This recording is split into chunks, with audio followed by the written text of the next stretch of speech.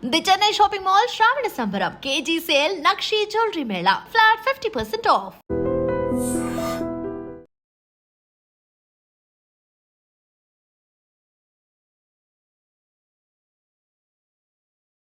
Daring dashing super star Krishna కుమారుడిగా Telugu cinema ప్రేక్షకులకు పరిచయమైన హీరో మహేష్ బాబు. తరువాత తన ప్రతిభతో మహేష్ బాబు తండ్రి సూపర్ స్టార్ కృష్ణ అని పేరు తెచ్చుకున్నాడు. అంతేకాదు తండ్రిని మించిన తనయుడు అని కూడా అనిపించుకున్నాడు. సినిమా రంగంలో ఒక తారా జువ్వలా ఎగిరి వెలుగొందుతున్నాడు.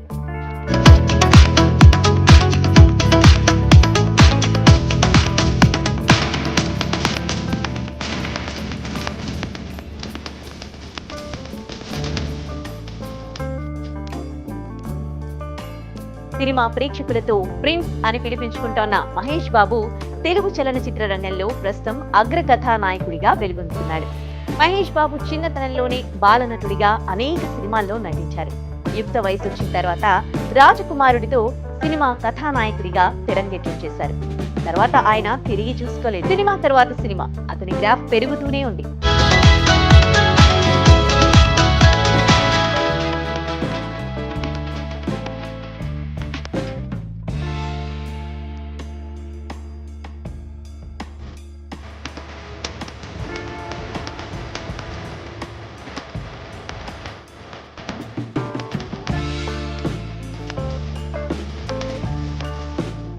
మహేష్ బాబు నటించిన ప్రతి సినిమాను ప్రేక్షకులు అక్కున చేర్చుకుని ఆదరించారు.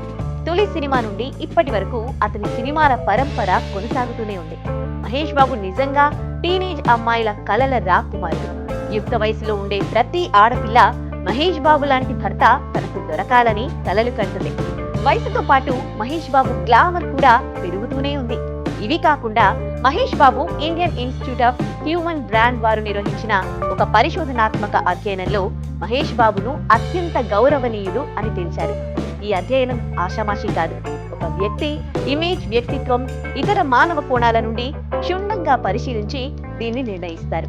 2020లో దక్షిణ భారత నటుడిగా అత్యధికంగా ట్వీట్ చేయబడిన వ్యక్తి అనే పేరు పొందారు.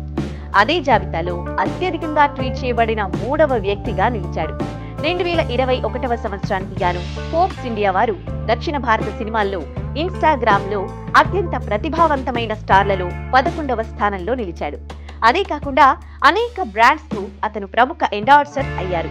సాధారణంగా సినిమా కథానాయకుడు కేవలం వెండి తెర మీదనే హీరోయిజం ప్రదర్శిస్తూ ఉంటారు. కానీ నిజ జీవితంలో కూడా హీరోయిజం ప్రదర్శించే నిజమైన హీరోగా మహేష్ బాబు కొనియాడబడుతున్నాడు. ఆయన తన పేరు మీదనే మహేష్ బాబు ఫౌండేషన్ ను స్థాపించారు. ఇది సమాజంలో దారిద్ర్య రేఖకు దిగువన ఉన్న పేద పిల్లలను ఆదుకోవడానికి, ముఖ్యంగా వారికి విద్య, వైద్యాన్ని అందించడానికి సిద్ధంగా ఉంటుంది. ఈ ఫౌండేషన్ ద్వారా ముఖ్యంగా పుట్టుకతోనే గుండెకు సంబంధించిన జబ్బులతో బాధపడే వారిని గుర్తించి వారికి తగిన సేవలను అందించడంపై ఎక్కువ దృష్టి పెడుతుంది.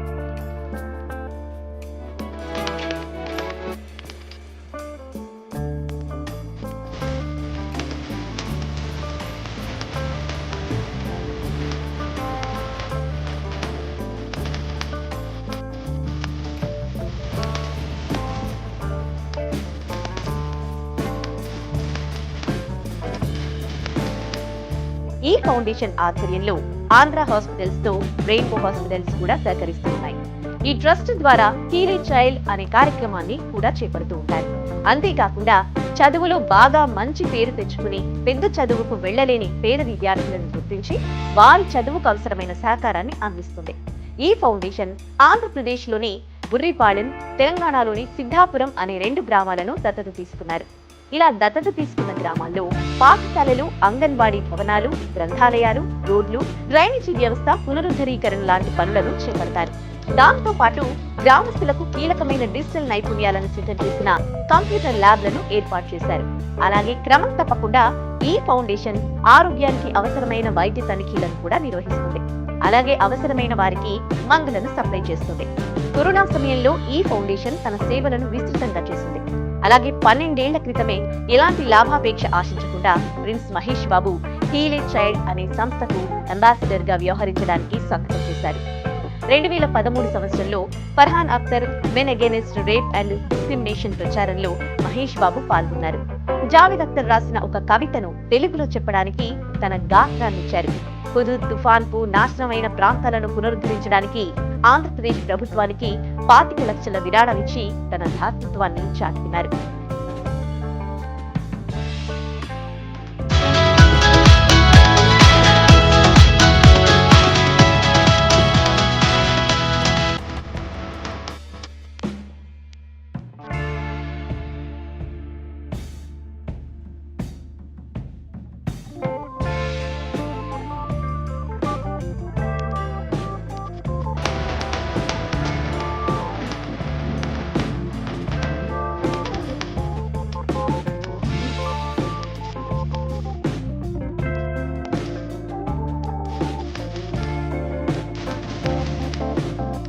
కేవలం సినిమా రంగంలోనే కాకుండా పలు వ్యాపార కార్యక్రమాల్లో కూడా మహేష్ బాబు భాగస్వామి ఉంది. ఆ వ్యాపారాలన్నీ ఆయన ధర్మపత్ని నమ్రతా శిరోద్కర్ చూసుకుంటూ ఉంటారు. బాబు ప్రతి ఏటా తనకొచ్చే వార్షిక ఆదాయంలో కొంత భాగాన్ని సమాజ సేవకు ఖర్చు పెడతారు. ఆయన దాతృత్వ కార్యకలాపాలు చాలా వరకు ప్రచారం చేయబడవు, ఎందుకంటే ఆయన వాటిని అలా ఉండాలని ఇష్టపడతారు. మరి ఆయన నిజమైన హీరోనే కదా. ఆగస్టు 9న ఆయన పుట్టినరోజు సందర్భంగా ఐడ్రీమ్ మీడియా ఈ నిజ జీవిత కథానాయకుడికి పుట్టినరోజు శుభాకాంక్షలు తెలుస్తోంది. హ్యాపీ బర్త్డే మహేష్ బాబు గారు.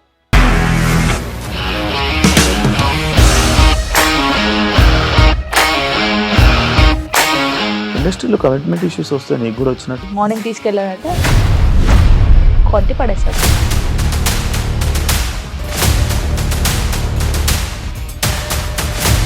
ఒక్కళ్ళు కూడా చూడలేదు ఈ సినిమా అని చెప్పడానికి కూడా చాలా ధైర్యం కావాలి. అది నిజం కదా, దాంట్లో ధైర్యం ఏంటి? ఇది నెక్స్ట్ డే ప్లేట్ మార్చేస్తే తప్పు కదా. As of now we are comfortable this అని నేను అనుకుంటున్నాను. రష్మిక గారిది మీది ఒకే ఊరంట కదా. నీకు కోపం వచ్చిందంటే బాగా తిట్టేత్తరా? తిట్టేద్దామండి. నిజంగా గేమ్ ని ఎలా చేంజ్ చేయగలిగారు? ఏపీఎస్ఎఫ్సి వాళ్ళకి 6 నెలల్లో నేను 6 లక్షలు కట్టా. బిజినెస్ చేయాలనుకుంటే it is as difficult as riding a tiger.